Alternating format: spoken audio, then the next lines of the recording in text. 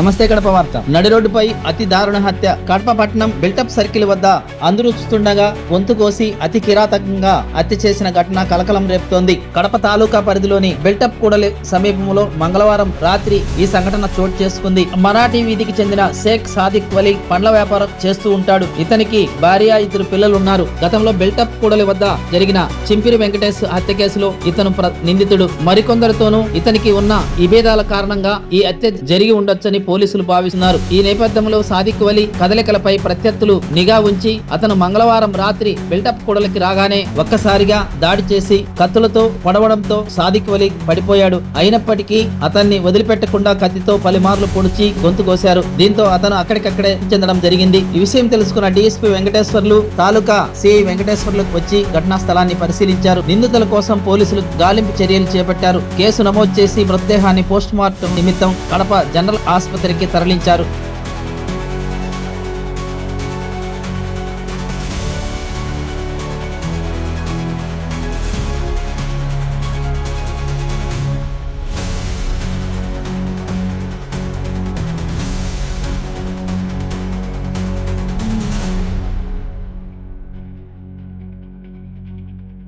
ప్రతి ఒక్కరూ తప్పనిసరిగా యూట్యూబ్లోకి వెళ్ళి కడప వార్తను లైక్ చేయండి, సబ్స్క్రైబ్ చేయండి. ఇట్లు మీ జి రమణయ్య, ఎడిటర్, కడప వార్త.